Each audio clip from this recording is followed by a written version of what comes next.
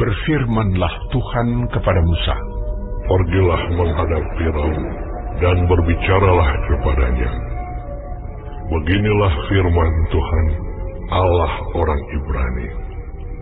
Biarkanlah umatku pergi, supaya mereka beribadah kepadaku. Sebab jika engkau menolak membiarkan mereka pergi, dan masih menahan mereka, maka ternakmu yang ada di padang, kuda, keledai, unta, lembu sapi, dan kambing domba, akan kena tulah Tuhan, yakni kena penyakit sampar yang dahsyat. Dan Tuhan akan membuat perbedaan antara ternak orang Israel dan ternak orang Mesir, sehingga tidak ada yang akan mati seekor pun dari segala ternak orang Israel." Selanjutnya Tuhan menentukan waktunya. Firman-Nya, "Besoklah Tuhan akan melakukan hal itu di negeri ini." Dan Tuhan melakukan hal itu keesokan harinya. Segala ternak orang Mesir itu mati, tetapi dari ternak orang Israel tidak ada seekor pun yang mati. Lalu Firaun menyuruh orang ke sana, dan sesungguhnya lah dari ternak orang Israel tidak ada seekor pun yang mati. Tetapi Firaun tetap berkeras hati dan tidak mau membiarkan bangsa itu pergi. Berfirmanlah Tuhan kepada Musa dan Harun, "Ambillah jelaga dari dapur peleburan serangkup penuh, dan Musa harus menghamburkannya ke udara di depan mata Firaun. Maka jelaga itu akan menjadi debu meliputi seluruh tanah Mesir, dan akan menjadikan barah yang memecah sebagai gelembung pada manusia dan binatang di seluruh tanah Mesir." Lalu mereka mengambil jelaga dari dapur peleburan dan berdiri di depan Firaun. Kemudian Musa menghamburkannya ke udara, maka terjadilah barah yang memecah sebagai gelembung pada manusia dan binatang, sehingga ahli-ahli itu tidak dapat tetap berdiri di depan Musa karena barah-barah itu. Sebab ahli-ahli itu pun juga kena barah sama seperti semua orang Mesir. Tetapi Tuhan mengeraskan hati Firaun, sehingga ia tidak mendengarkan mereka, seperti yang telah difirmankan Tuhan kepada Musa. Berfirmanlah Tuhan kepada Musa, "Bangunlah pagi-pagi dan berdirilah menantikan Firaun dan katakan kepadanya, beginilah firman Tuhan, Allah orang Ibrani. Biarkanlah umatku pergi, supaya mereka beribadah kepadaku.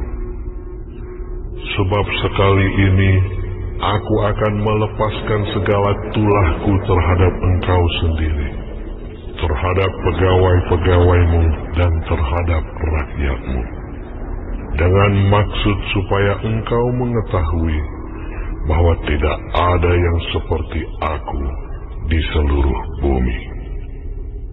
Bukankah sudah lama aku dapat mengacungkan tanganku untuk membunuh engkau dan rakyatmu dengan penyakit sampar, sehingga engkau terhapus dari atas bumi? Akan tetapi inilah sebabnya aku membiarkan engkau hidup, yakni supaya memperlihatkan kepadamu kekuatanku, dan supaya namaku dimasyhurkan di seluruh bumi.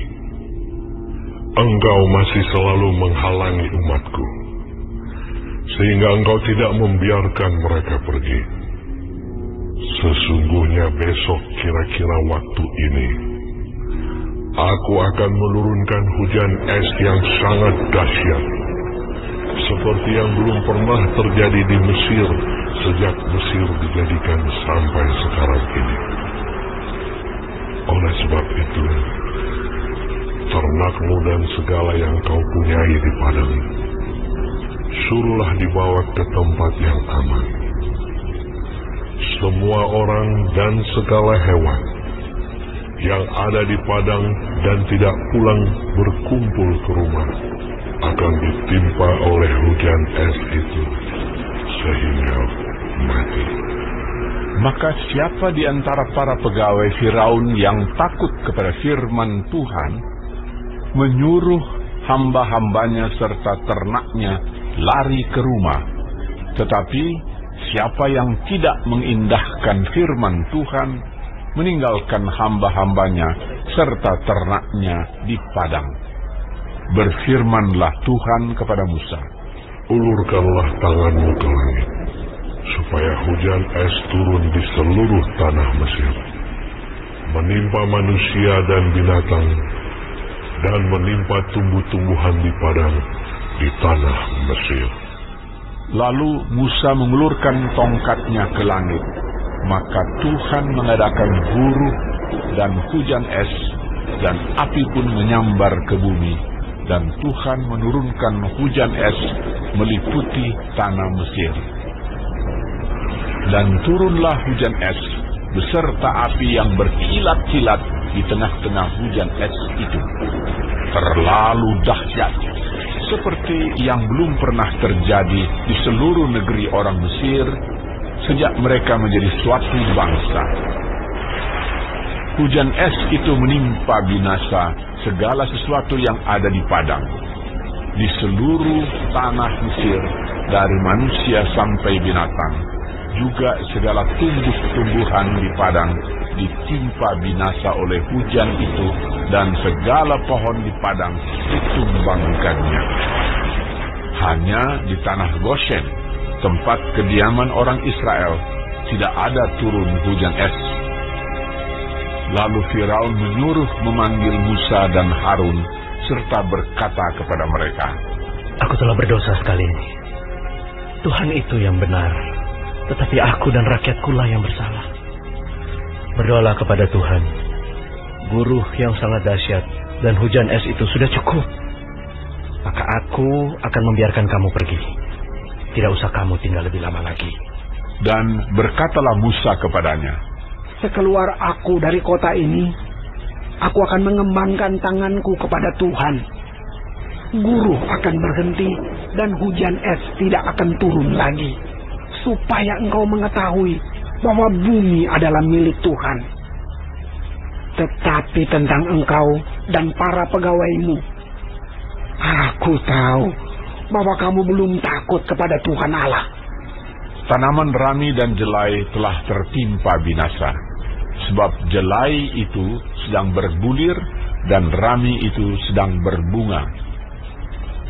Tetapi gandum dan sekoi tidak tertimpa binasa, sebab belum lagi musimnya.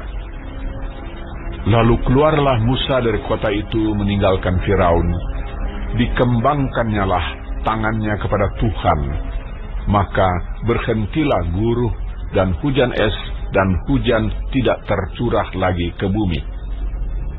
Tetapi ketika Firaun melihat bahwa hujan es dan guruh telah berhenti, maka teruslah ia berbuat dosa.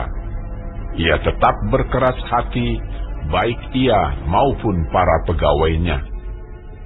Berkeraslah hati Firaun, sehingga ia tidak membiarkan orang Israel pergi, seperti yang telah difirmankan Tuhan dengan perantaraan Musa.